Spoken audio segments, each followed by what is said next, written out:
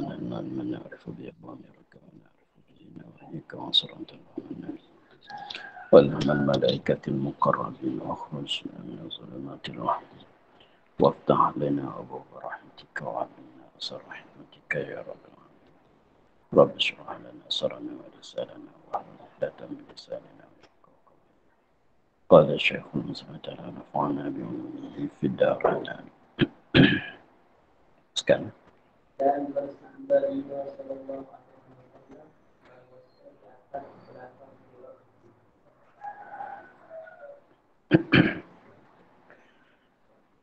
Dan bersabda ia sallallahu alaihi wasallam bahwasanya di atas belakang sirat itu beberapa pegait daripada api.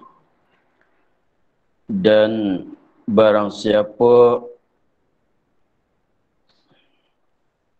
mengistiamalkan satu dirham yang haram, nescaya bergantung oleh segala pegait-pegait api pada dua kakinya. Maka tiada kuasa ia lalu atas sirat hingga mengembali ia akan barang yang mengembali ia akan dia, yang mengambil ia akan dia kepada ahlinya daripada kebajikan, daripada beberapa kebajikan. Dan jika tiada baginya kebajikan, nescaya menanggung ia daripada dosa mereka itu dan jatuh ia ke dalam neraka.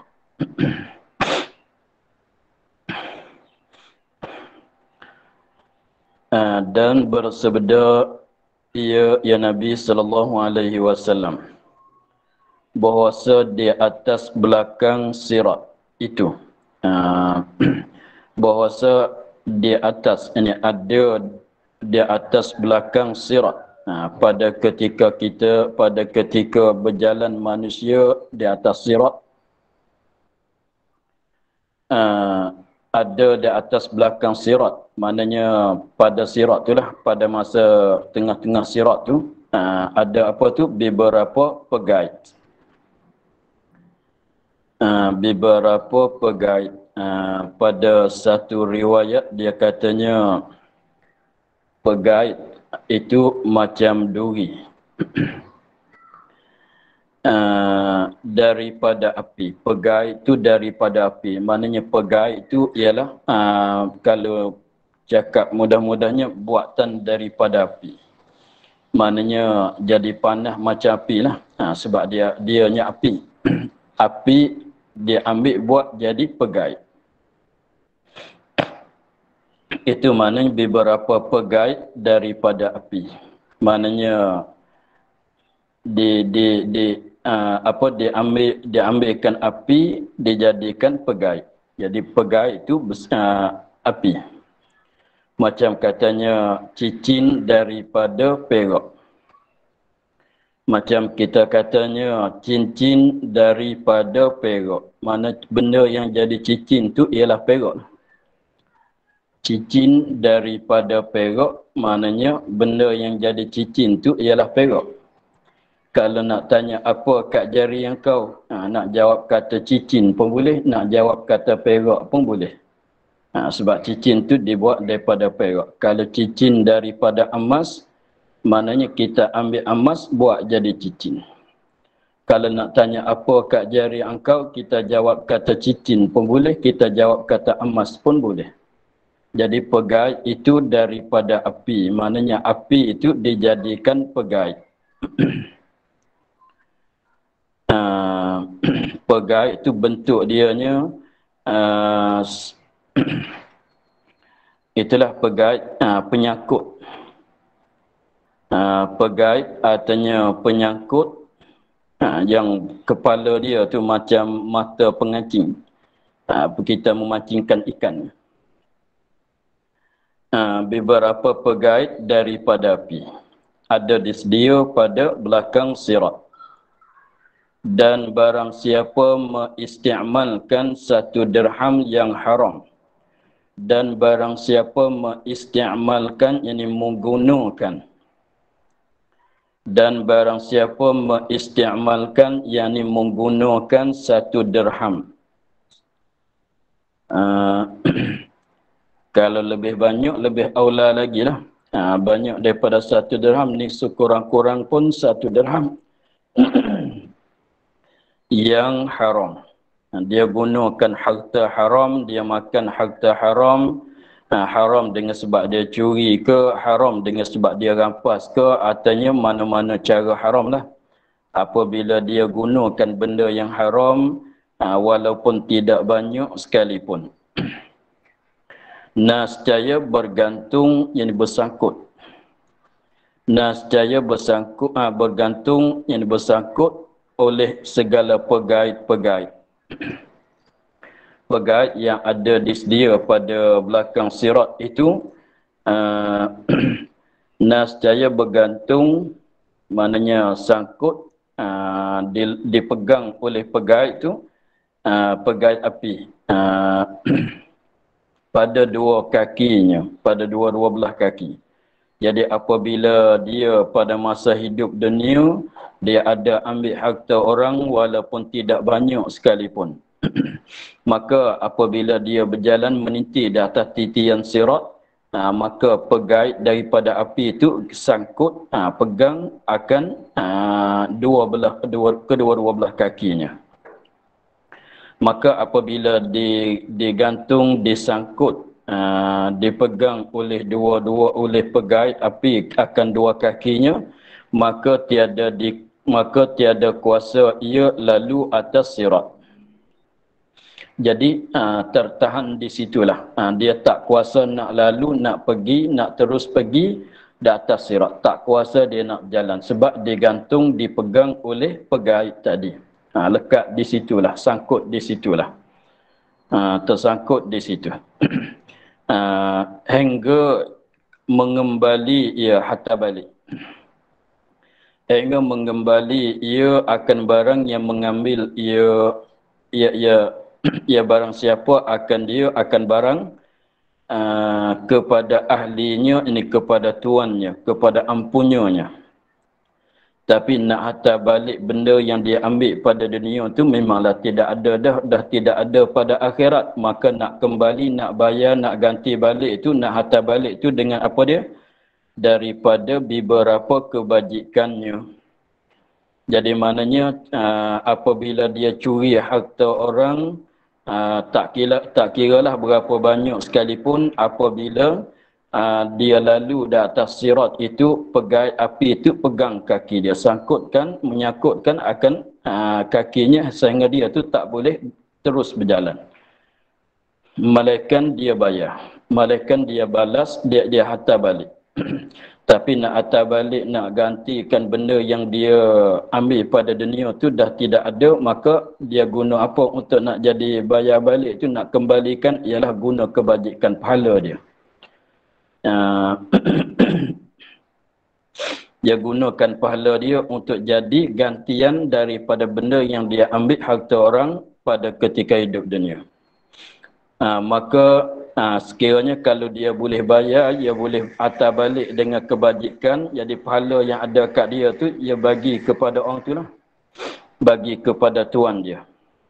Maka kalau boleh bayar tu dengan kebajikan, maka terlepaslah dia tu daripada sakutan pegait tadi. Maka boleh terus dia berjalan ke sana, menghadapi kepada syurga. Dan jika tiada baginya kebajikan, tadi itu boleh bayar dengan kebajikan, dengan pahala sekiranya kalau dia tu ada pahala. Tetapi kalau dia hampa daripada kebajikan, tidak ada kebajikan dalam tangannya, nascaya menanggung ia daripada dosa mereka itu. Nascaya menanggung ia barang siapa tadi itu daripada dosa mereka itu, dosa ahlinya, yakni tuannya. Jadi kalau seorang itu dia ambil harta kita, RM10 masalah, maka kalau dia ada pahala kebajikan, dia boleh ganti dengan pahala kebajikan bagi kepada kita, ganti daripada duit tadi.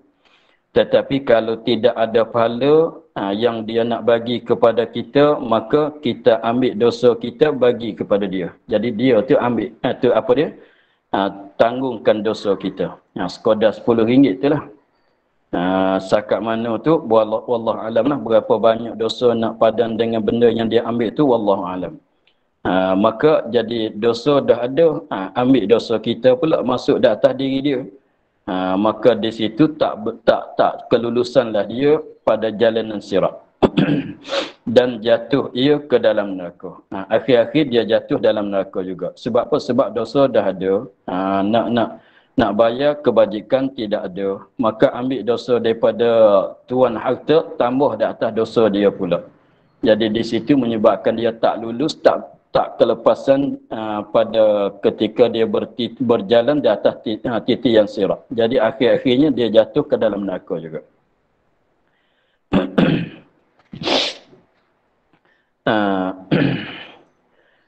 Sebab itulah setengah daripada cara taubatnya. Setengah daripada cara taubat daripada dosa bercuri masalah. Bercuri atau merapas harta orang. Sekiranya kalau kita nak taubat daripada seorang nak taubat daripada dosa bercuri, cara dianya mesti hantar balikkan benda yang dia curi. Hantar balik kepada tuan dia.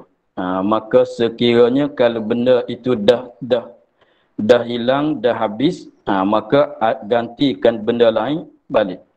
Carikan yang lain untuk jadi ganti. Maka sekira itu kalau ada jumpa, ada kenalkan siapa yang dia tuan benda tu. Tetapi kalau tak tahu katanya yang kena curi itu tuan harta tu siapa. Benda dah makan dah habis ke semuanya.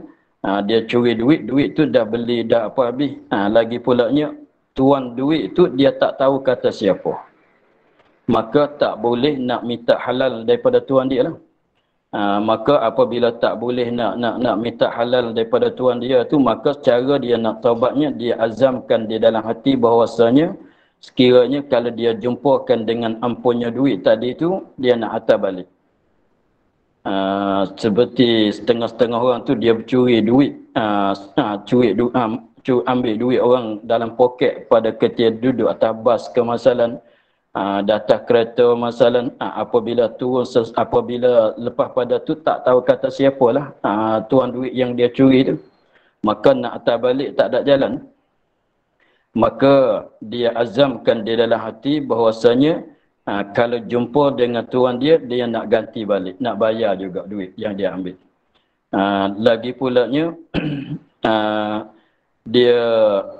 ia azamkan gitu, kemudian dia taubat.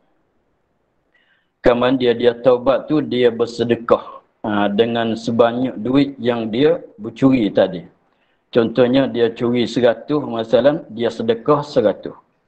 Kenapa disedekahkan 100 tadi tu? Cadangnya jadi pahala untuk nak hantar balik kepada tuan dia di akhirat esok. Sebab di akhirat esok macam mana pun RM100 tadi yang dia curi tu dia kena hantar balik kepada ampunnya. Maka memanglah di sana tidak ada duit. Maka yang boleh nak hantar balik kepada tuan dia ialah pahala. Sebab tu disuruhkan dia sedekah. Tapi itu sunatlah. Sunat dia bersedekah selepas pada dia taubat tu, dia azamkan dalam hati nak hantar balik sekiranya kalau ada jumpa tuan duit tu. Tetapi kalau tak jumpa sampai ke mati, sebab tu selepas pada taubat tu disunatkan dia bersedekah sebanyak benda yang dia ambil. Supaya jadikan, nak gunakan pahala sedekah itu nak jadikan gantian kepada tuan dia di akhirat esok. Sebab di akhirat esok akan jumpa, akan ditutup pada akhirat esok pula. Lalu tu disunatkan bersedekah. Sediakan pahala untuk nak jadi gantian tadi. Itulah cara nak taubat daripada curi dan seumpama begitu juga rapas ke begitu. Sekiranya kalau tak tahu tuan dia tu siapa, maka sedekahlah. Sediakan pahala sedekah tu untuk nak jadi ganti kepada dia. di akhirat esok. Begitu juga kalau nak taubat daripada dosa mengupat, dosa mengupat, orang yang diupat itu dah mati, maka nak minta maaf daripada dia dah tak boleh sebab dia dah mati. Maka sunatnya membacakan zikir atau je baca Quran sebagai sediaan untuk nak apa dia? Nak hadiah kepada, nak bagi kepada orang yang diupat. Apabila ada tuntutan di akhirat esok. Sebab tu faham daripada hadis ini, boleh nak ganti dengan kebajikan, dan sekiranya kalau tidak ada kebajikan tu boleh digantikan dengan secara tolak dosa kepada dia. Itulah. Dan sebeda ya Nabi sallallahu alaihi wasallam melaknat Allah akan yang mencuri mencuri akan baidah, maka dipotongkan tangannya, dan mencuri akan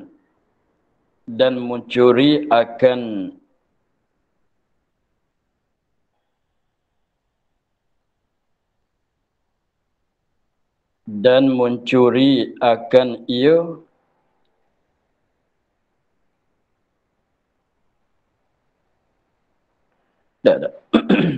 dan mencuri ia akan tali. Kitab salah. Dan mencuri ia akan tali.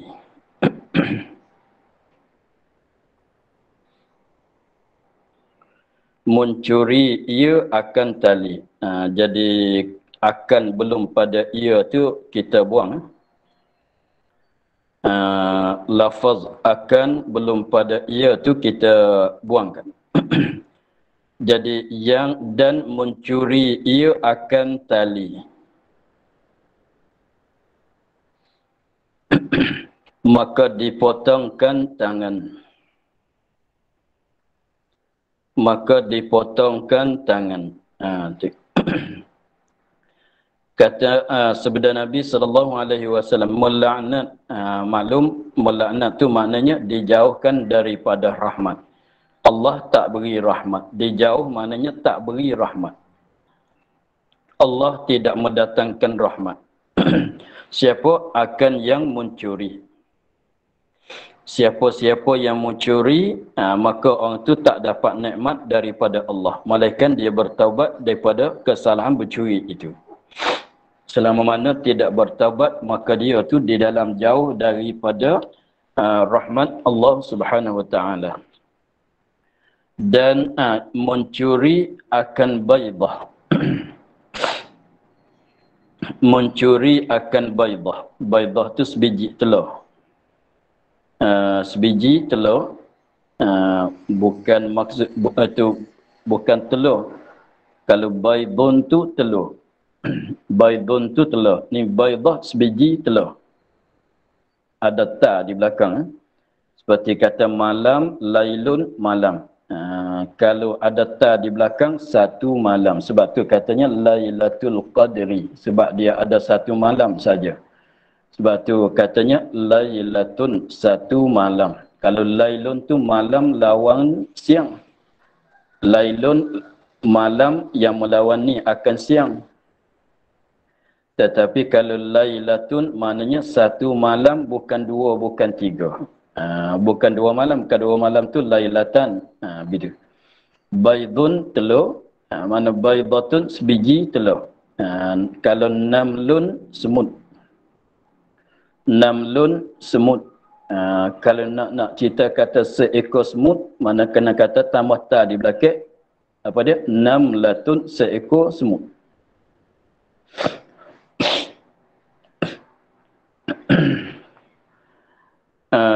Mencuri akan baidah, akan sebiji telur, maka dipotongkan tangannya.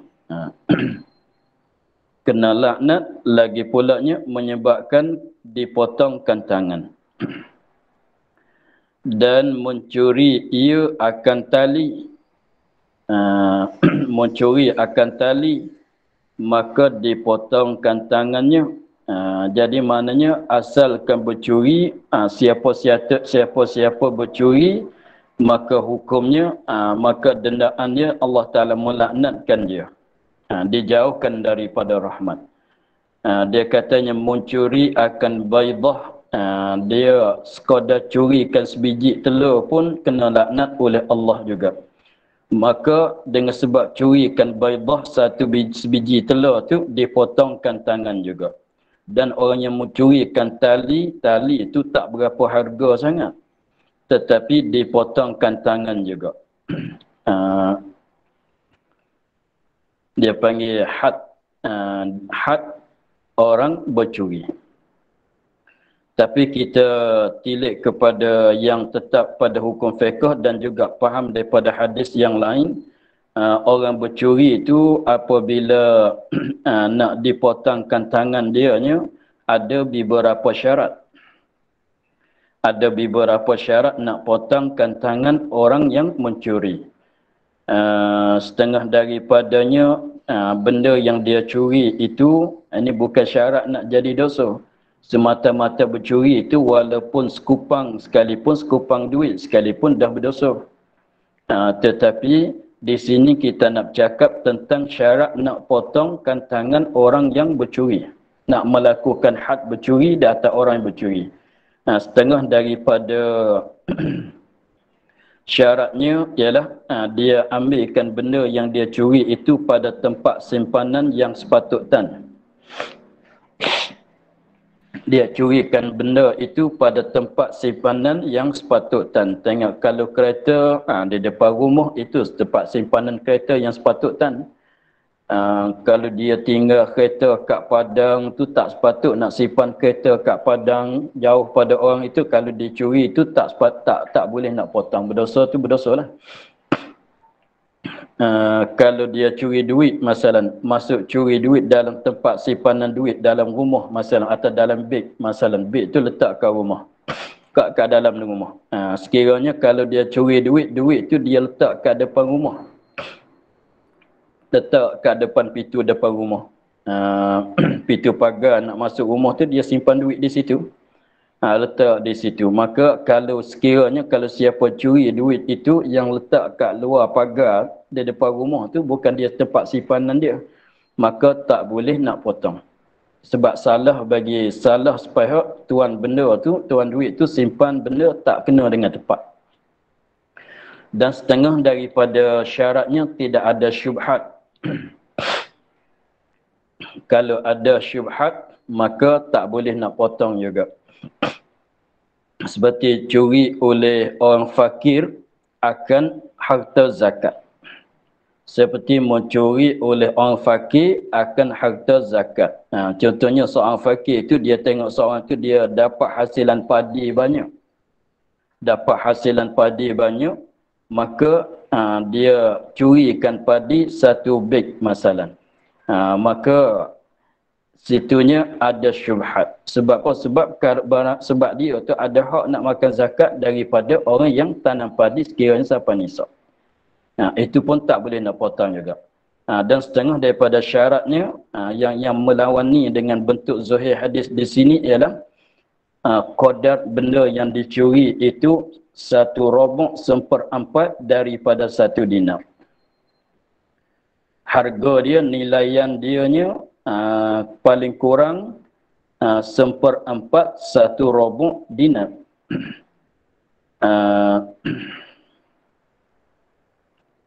Jadi 1 dinar itu emas beratnya 4 gram, 4 gram lebih-lebih, 4.25.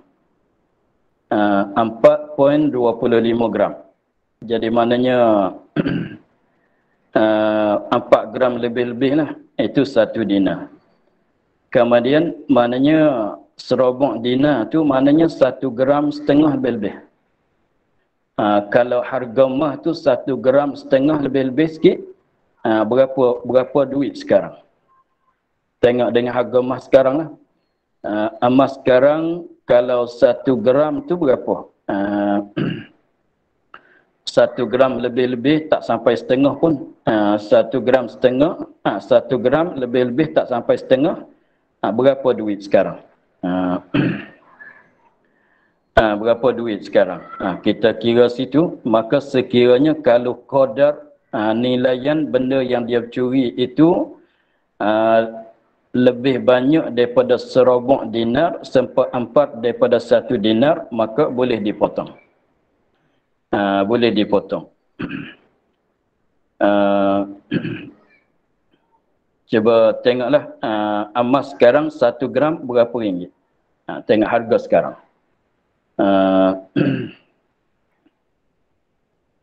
Contohnya kalau kita katanya emas satu dinar tu lebih kurangnya RM400. Contohnya. Tak tahulah sekarang tu harga berapa banyak. Tapi contohnya kalau kita katanya 1 dinar tu harga dia sekarangnya RM400. Maka serobok dianya ialah RM100. Maka benda yang dia curi itu harga dia mesti sampai RM100, artinya lebih banyak pada itu. Maka sekiranya kalau tak sampai RM100, maka tak boleh nak potongkan tangan. Tapi haram tu memanglah haram. Tapi tak boleh nak potong sebab tak sampai 1/4 daripada 1 dinar. Maka pada misal kita sana itu kalau 1 dinar harganya RM400, maknanya serobok dianya 1/4 dia RM100. Maka kalau tak sampai RM100, maka tak boleh nak potong. Maka kembali kepada hadis kita di sini, dia katanya mencuri ia akan sebiji telur, maka dah dipotongkan tangan. 245. Maknanya kalau serobok tu lebih kurang RM50. Lebih kurang RM50, lebih-lebih sikit. Itu saja. Itulah tengok 1 dinar. Jadi nak katanya biji telur tu tak harga dianya tak sampai serobok dinar. Nilaian sebiji telur tu. Lagi begitu juga nilaian bagi satu potongan tali itu, seorak tali itu, maka harga dianya biasanya tali ini biasanya orang kampung guna tak panjang sangat. Guna tali untuk nak buat jemuran baju dan sebagainya. Jadi maknanya harga sebiji telur, harga tali itu kalau kita kira dengan adatnya tak sampailah serobok dinar. Tetapi dalam hadis katanya dipotongkan juga tangan. Macam mananya? Buka kipas.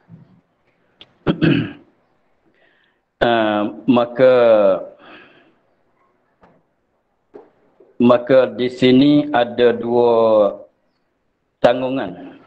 Sebab hadis ini pada zahir dianya berlawanan dengan hadis yang lain, katanya nak curi itu syaratnya kena sampai paling kurangnya serobok dinar. Maka di sini ditanggungkan bahwasanya maksudnya katanya curi telur tu sebab dipotongkan tangan. Kita kena hurai begitu dulu. Mencuri ia akan baidah, akan sebiji telur, maka dipotongkan tangannya. Kita tafsir dulu. Maka sebab dipotongkan tangannya. Kita tafsir gitu dulu. Maka dipotongkan tangannya, maka sebab dipotongkan tangannya. Dan mencuri ia akan tali, maka dipotongkan tangannya. Ini maka sebab dipotongkan tangannya. Sebab saja. Maksudnya, pertama kali itu biasanya orang kitanya kalau dia nak curi itu dia tak curi benda besar-besar. Pertama kali, kalau orang kampung tua cakap katanya belajar-belajar. Baru duk mulai belajar nak bercuri. Dia tak curilah benda besar-besar tu. Curi telur, curi ayam, begitu saja. Jadi harga murah lah dulu. Itu baru nak belajar. baru nak mulai nak belajar, belum jadi lancar lagi lah pencurian dia. Jadi pertama kalinya belajar curi telur. Tapi apabila orang kita pernah bercuri, dia macam bertanggih, macam makan dadah. Pernah biasa bercuri, dia nak curi pula. Curi kali yang pertama, curi benda yang kecil-kecil, yang harga rendah-rendah, tapi lama kelamaan tu semakin besar benda yang dia curi. Maka apabila besar benda yang dia curi, harga semakin tinggi. Pertama kali dia curi telur saja, tapi lama-lama kelamaan curi baju pula. Lama-lama kelamaan curi mutu pula. Lama-lama kelamaan curi kereta pula. Maka apabila naik gitu sampai 1 robok dinar, maka boleh dipotong. Itu nak cerita katanya sebab kena potong tangan. Walaupun curi telur, tetapi ketika dia curi telur tu tak boleh nak potong lagi. Tapi baru-baru nak belajar bercuri itu bercuri telur. Tidak pun curi tali ke depan rumah. Curi selai baju, itu depan rumah. Lama-lama kelamaan dia ambil benda yang besar pula. Maka apabila ambil benda yang harganya tinggi naik sampai serobok dinar, maka boleh dipotongkan tangan. Itu maksudnya. Itu maksud katanya mencuri akan sebiji telur maka dipotong, yakni maka sebab dipotongkan tangan. Bukan potong sebab curi telur sebiji, itu bukan. Tapi curi telur tu tak boleh, sebiji telur tu tak boleh nak potong lagi, tapi sebagai mukaddimah dia saja. Biasanya orang curi tu yang mulai begitulah. Kalau duitnya curi RM10 pertama kali. Kemudian semakin lama semakin banyak, semakin lama semakin banyak, maka apabila sampai serobok dinar, maka dipotongkan.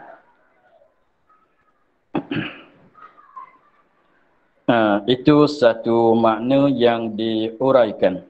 Dan satu makna lagi dia katanya mencuri ia akan telur, akan sebiji telur, mencuri ia akan potong satu potongan tali, maka sebab dipotong maka dipotongkan tangan. Maksudnya maksudnya apabila dia tu bercuri, maka sebab bercuri sekiranya apabila sampai nisab dia maknanya serobok dinar tadi dah.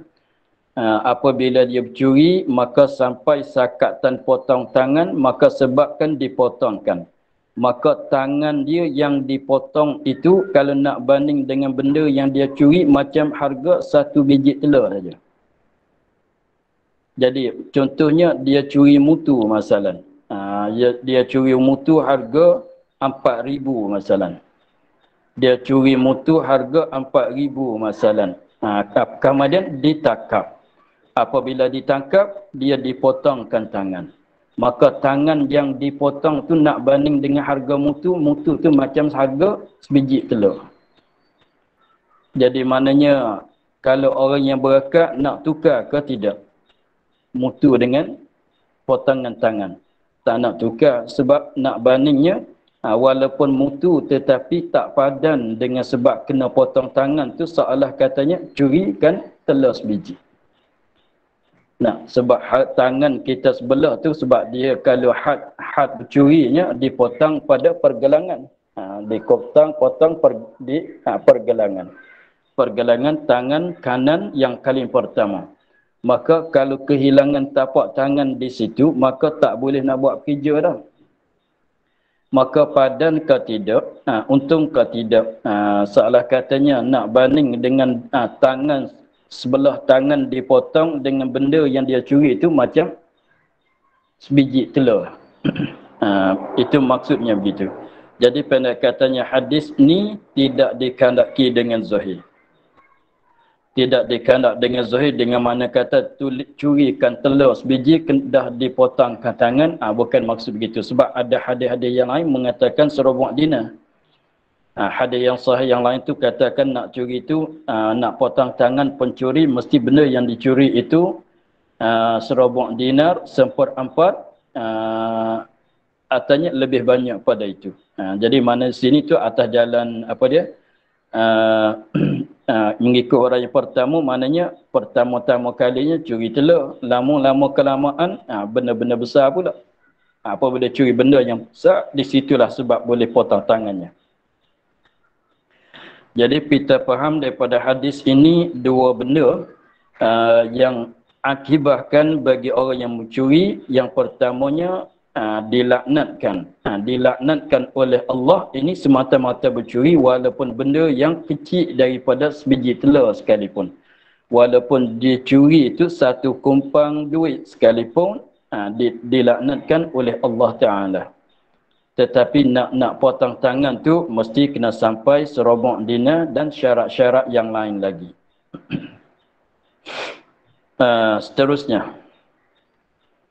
Dan bersabda ia Nabi SAW, barang siapa mencuri ia akan sesuatu, nescaya datang ia pada hari kiamat dan pada lehernya satu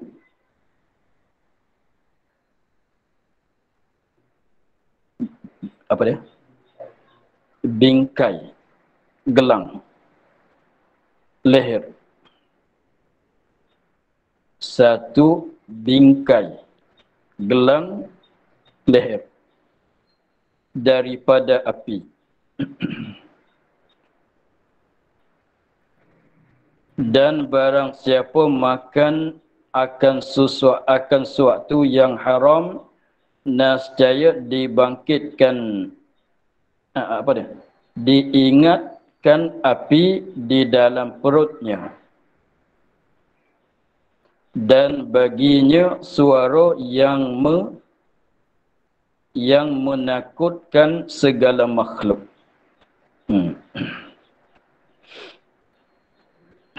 Barang siapa mencuri ia barang siapa akan sesuatu benda, akan sesuatu, maknanya akan sesuatu benda lah. Dia curi harta yang lain, tak kira curi apa-apa benda sekalipun. Nescaya datang ia ni akibat dia pada akhirat esok. Dendaan dia pada akhirat esok, belum pada nak masuk neraka lagi. Apabila dia masuk neraka, nescaya datang ia pada hari kiamat dan pada lehernya ni ada pada lehernya ada kat leher dia nya satu bingkai gelang leher. Gelang leher. Ni dia besi itu jadi bulat. Besi lepas tu jadi buat bulatan letak kat leher.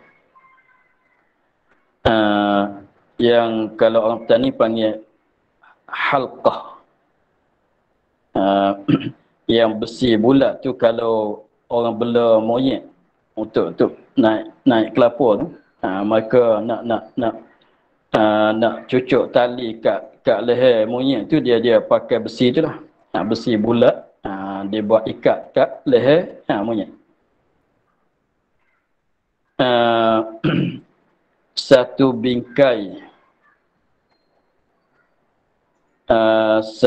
bingkai gelang leher, bukan gelang tangan, gelang leher. Maknanya besi, lepas tu dia buat bulat gitu, masuk kat leher.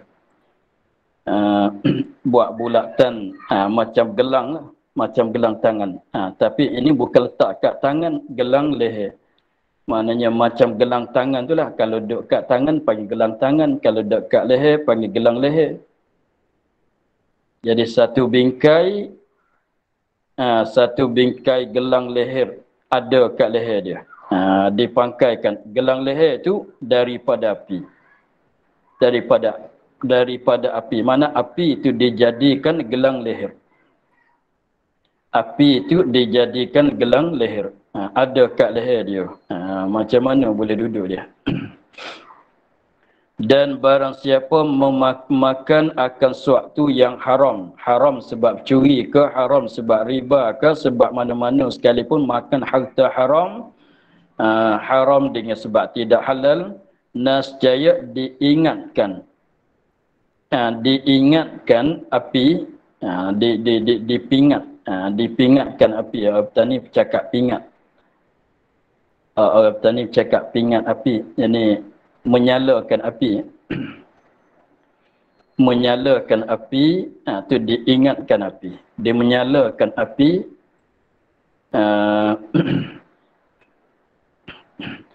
di dalam perutnya. Dengan sebab benda yang dia makan tu benda yang haram, maka di akhirat esok diingatkan api, dinyalakan api di dalam perutnya.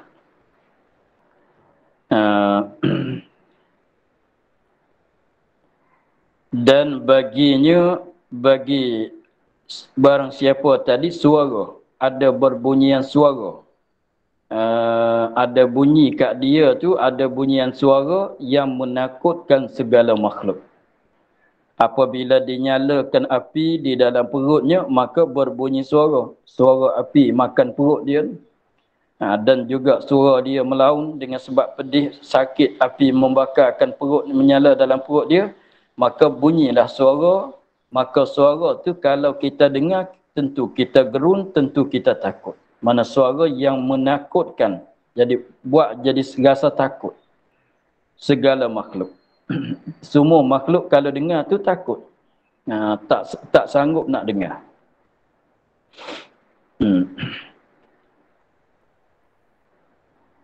Pada ketika berdiri ia daripada kubur.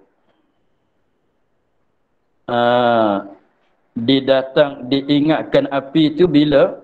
Ketika berdiri ia daripada kubur. Berdiri daripada kubur maknanya bangkit daripada kubur lah. Mulai di situ, mulai dia bangkit daripada kubur untuk nak menuju kepada badan mahsyar. Mulai tiup sunai kali yang kedua, mula bangkit daripada kubur, maka mulai di situlah dia menyalakan api di dalam perutnya, hingga menghukum oleh Allah antara makhluk akan barang yang ia Allah menghukumkan. Mana sehingga menghukum tu, mana sehingga menentu oleh Allah Ta'ala akan segala makhluk dengan neraka dan dengan syurga.